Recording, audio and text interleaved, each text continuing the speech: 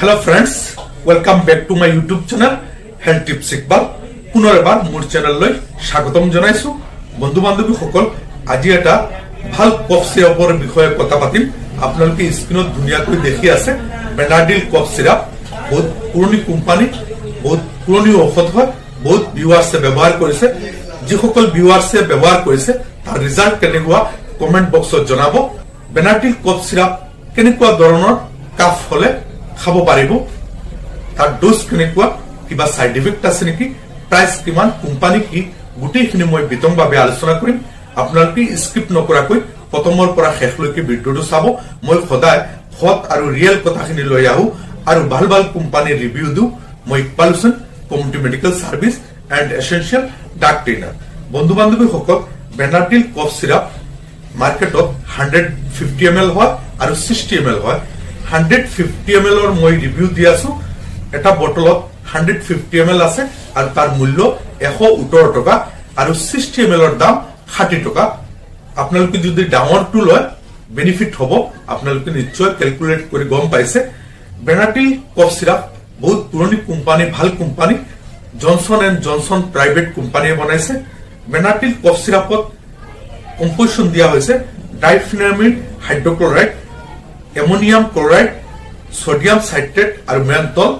এই কম্পোজিশনটো সাধাৰণতে ঠাণ্ডাৰ সময়ত বা অধিক গৰম লগাৰ ফলত কেতিয়াবা কাহ হৈ যায়, নাকেৰে পানী ওলায়, চকুৰে পানী ওলায়, লগত জ্বৰ থাকে, তেনেকুৱা কণ্ডিশনত বেনাডিল কফ সিৰাপ খাব পাৰিব। ডাইফেনামিন হাইড্ৰক্লোৰাইডে নাকেৰে পানী ওলাই আছে, চকুৰে পানী ওলাই আছে, তাৰপিছত ডিঙিত জাম জাম লাগি আছে বা এলাৰ্জি নিচিনা এনেকুৱা কৰে, তেনেকুৱা কণ্ডিশনত এই কম্পোজিশনে বহুত ভাল কাম কৰে। তাৰপিছত মেন্থল দিয়া হৈছে, সোডিয়াম সাইট্ৰেট দিয়া হৈছে, এমোনিয়াম দিয়া হৈছে।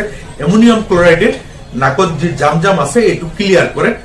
তাৰপিছত ডিঙিত জাম জাম কৰি আছে সেইবিলাক বিজলুৱা পদাৰ্থখিনি কাহটো ওলাই দিয়ে, ক্লিয়াৰ কৰে। মেন্থল দিয়া হৈছে বেক্টেৰিয়া বা বীজাণু সেইবিলাক নষ্ট কৰে। বেনাডিল কফ সিৰাপ 2 বছৰৰ পৰা একেবাৰে বৃদ্ধলৈকে খাব পাৰিব। 2 বছৰৰ পৰা 5 বছৰলৈকে 2.5 ml কৈ সাধাৰণতে 3 বাৰ দিয়া হয়।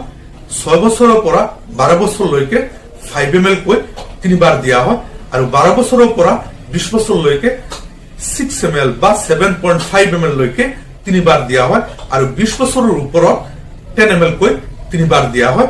বেনাডিল কফ সিৰাপ ডায়াবেটিস থকা ৰোগীসকলে নাখাব, প্ৰেগনেন্সি থকা মহিলাসকলে নাখাব, এজন চিকিৎসকৰ পৰামৰ্শ কৰি খাব। বেনাডিল কফ সিৰাপ খোৱাৰ পিছত বিশেষ কোনো সাইড ইফেক্ট দেখা নাযায়, বিশেষ কোনো ক্ষতি দেখা নাযায়। কেতিয়াবা মুখবিলাক শুকাব পাৰে বা টোপনিৰ ভাৱ হ'ব পাৰে বা মূৰ ঘূৰণি হ'ব পাৰে, শৰীৰটো দুৰ্বল লাগিব পাৰে।